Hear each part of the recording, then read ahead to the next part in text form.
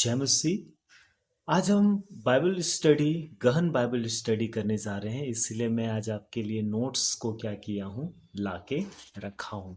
और मसीह का व्यक्तित्व, उसके दो स्वभाव और चरित्र, the person of Christ, the two nature and the character of Christ.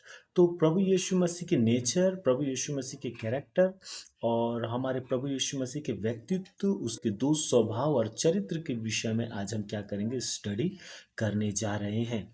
तो देह धारण का स्वभाव और उद्देश्य का अध्ययन हमें सहज ही मसीह के दो स्वभाव का विश्लेषण करने को अग्रसर करता है। तो मेरे प्रिय, जब भी हम यीशु मसीह के व्यक्तित्व और उसके देह धारण का जब हम स्वभाव का जब हम अध्ययन करते हैं, तो ये अध्ययन ही हमें बहुत ही सरलता से मसीह के दो स्वभाव का विश्लेषण करने को क्या करता है, अग्रसर करता है। और ये दो स्वभाव का तात्पर्य या उसका कहने का मतलब ये है कि उसका मनुष्य स्वभाव और उसका ईश्वरीय स्वभाव, नासरत का यीशु मसीह कैसा व्यक्ति था।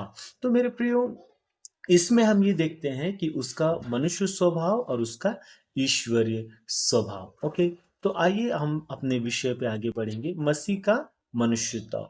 ठीक है, मसीह का मनुष्यत्व विरले ही विवादास्पद रहा है। कई बार जब हम मसीह यीशु का मनुष्यत्व के विषय में जब हम चर्चा करते हैं, तो ये एक विवादास्पद रहा है और आगे हम इस पे बात करेंगे।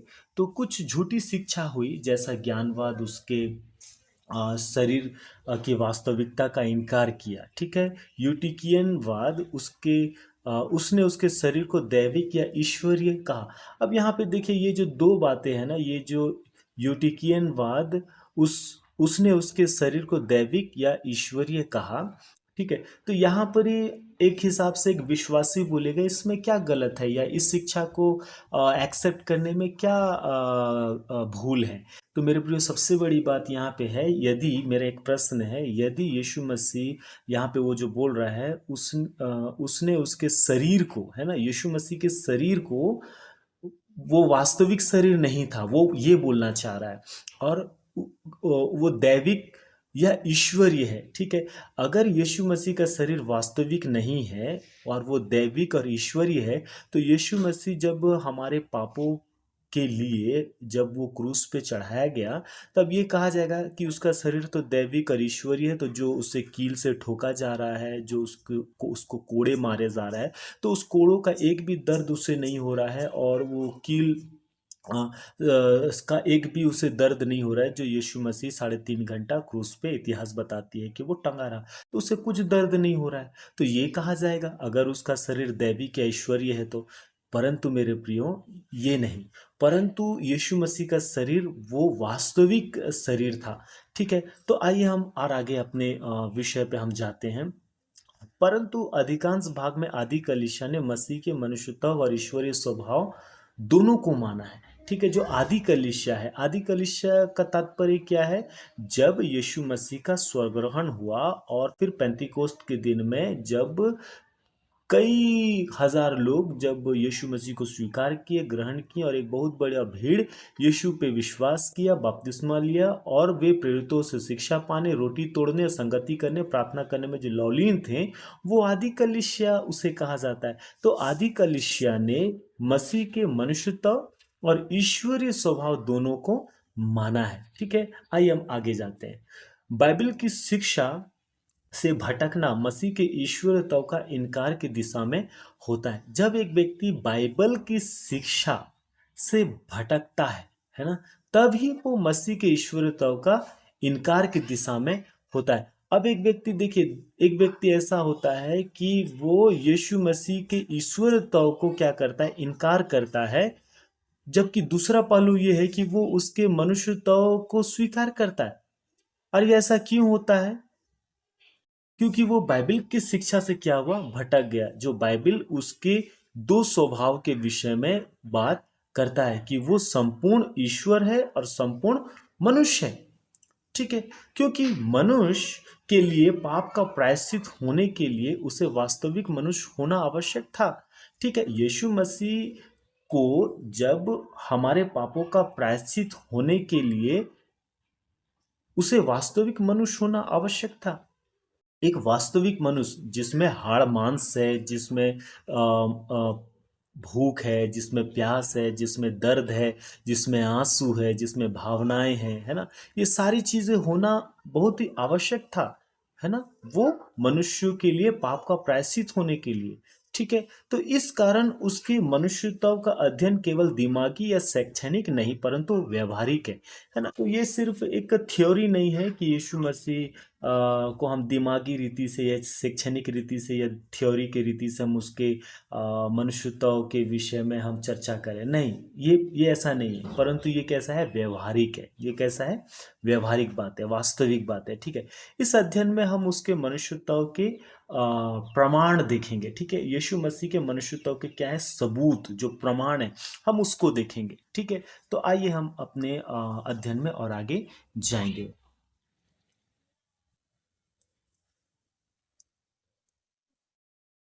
मेरे प्रियो, यीशु का मनुष्य जन्म हुआ, ओके।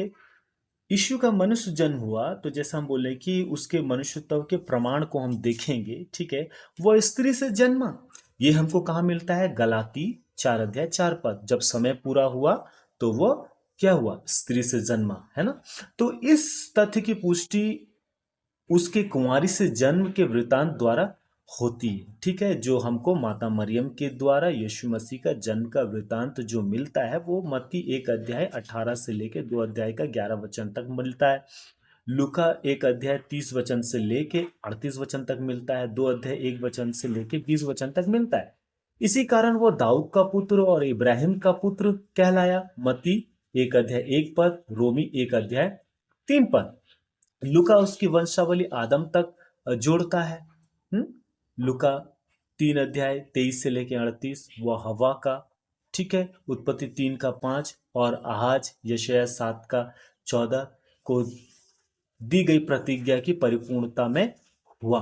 तो मेरे प्रिय, ये जो यहां से लेके हमने यहां तक जो चर्चा किया है, ये क्या है कि जो प्रतिज्ञा, ठीक है, जो प्रतिज्ञा परमेश्वर ने किया था, कहाँ पे, यहाँ पे उत्पत्ति 3 का 15 में जो प्रतिज्ञा किया था कि इस स्त्री का वंश तेरे सिर को कुचलेगा, ठीक है। जो सर्प से जो कहा गया था, वहां पर ही यीशु मसीह का प्रतिज्ञा किया गया था, है ना। वही स्त्री का वंश अर्थात वो स्त्री से जन्मा। गलाती 4 का 4, आपको उत्पत्ति 3 का 15 गलाती 4 का 4 से आपको जोड़ के आपको ये समझना होगा, ठीक है। और जो यशायाह 7 का 14 में जो प्रतिज्ञा किया गया है और पूरे बाइबल में जो प्रतिज्ञा किया गया है, ठीक है। तो हम संक्षेप में ये सारी चीजों को देख रहे हैं, ठीक है।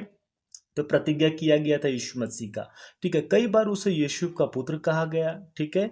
परंतु ऐसा वे कहते थे जो उसके मित्र नहीं थे या पूरी रीति से उसे नहीं जानते थे, ठीक है। जो यीशु मसीह को पूरी रीति से नहीं जानते थे, जब यीशु मसीह इस दुनिया में आया तो वो उसे यीशु का पुत्र कहते थे, ठीक है। और जो उसके मित्र नहीं थे, ठीक है। तो ये हमको लूका 4 का 22, यूहन्ना रचित सुसमाचार 1 का 45 और 6 अध्याय का 42 में हम तुलना कर सकते हैं मत्ती 13 का 55 में।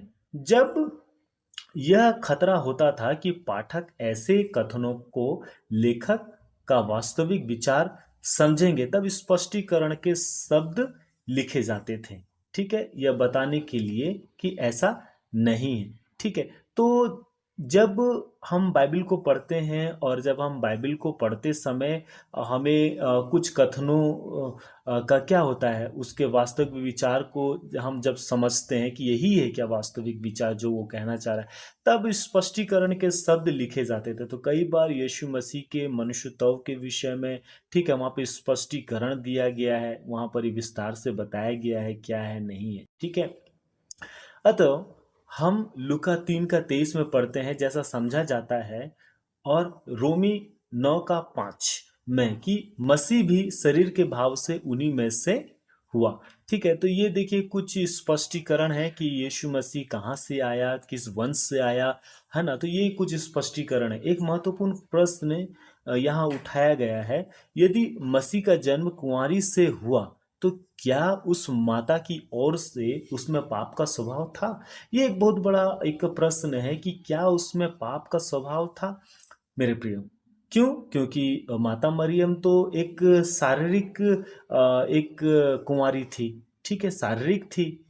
तो यीशु मसीह का जन्म कुंवारी से हुआ, तो क्या उस माता की ओर से उसमें पाप का स्वभाव था? क्योंकि एक मनुष्य के अंदर में पाप का, ह्यूमन बीन होता है, पाप का स्वभाव होता है, पाप मनुष्य का एक नेचर होता है, ठीक है, अर्थात पतन का स्वभाव होता है। तो बाइबल स्पष्ट रीति से उसे पाप से अलग दिखाता है। बाइबल घोषणा करती है कि वह पाप से अज्ञात था, ठीक है। आपको दूसरा कुरंथ 5 का 21 में वह पवित्र और निष्कपट और निर्मल और पापियों से अलग है, इब्रानी 7 का 26, और उसमें कोई पाप नहीं है, ठीक है। पहला यूहन्ना 3 का 5, शैतान का उस पर कोई अधिकार नहीं है, यूहन्ना 14 का 30। पवित्र आत्मा के आश्चर्यजनक कार्य के द्वारा यीशु निष्पाप जन्मा। अब यीशु मसीह का जन्म का जहां पर ही बात है, तो ये आश्चर्यजनक कार्य के द्वारा, पवित्र आत्मा के द्वारा यीशु मसीह निष्पाप जन्मा। इसीलिए वो कैसा है? पवित्र है, निष्कपट है, निर्मल है, पापियों से अलग है। और शैतान का यीशु मसीह के ऊपर में कोई अधिकार नहीं है ना। और यीशु मसीह कैसा है? वो निष्पाप जन्मा, है ना। वो पवित्र आत्मा के आश्चर्यजनक कार्य के द्वारा यीशु मसीह जन्मा, है ना, किसी मनुष्य के द्वारा नहीं। तो मेरे प्रिय, ये एक बहुत ही महत्वपूर्ण और एक बहुत गंभीर बात है जिसे आज हमें समझने की आवश्यकता है। तो यीशु का मनुष्य जन्म में जो महत्वपूर्ण जो विषय है वो क्या है? कि पवित्र आत्मा के आश्चर्यजनक कार्य द्वारा यीशु निष्पाप जन्मा। इसीलिए वो पवित्र है, निष्कपट है, निष्पाप है, निर्मल है और पापियों से अलग है। वो हमसे अलग है। इसीलिए वो हमारे तमाम पापों के लिए वो क्या है? वो हमारा प्रायश्चित है। इसीलिए वो हमारे तमाम पापों का क्या करता है? वो प्रायश्चित करता है और हमारे पापों का बोझ को वो अपने ऊपर उठाता है। तो अगर कोई प्रश्न हो, कोई बात आपको समझ में नहीं आई हो, मैं आशा करता हूँ ये गंभीर बातें हैं, ये कठिन बातें हैं, ये सैद्धांतिक बातें हैं, तो आप ज़रूर अपने सवाल को नीचे कमेंट में लिख सकते हैं। मैं उसका कोशिश करूँगा बाइबल के वचन से उसका प्रत्युत्तर देने को। प्रभु आप सबको बहुत आयत की आशीष दें। जय मसीह।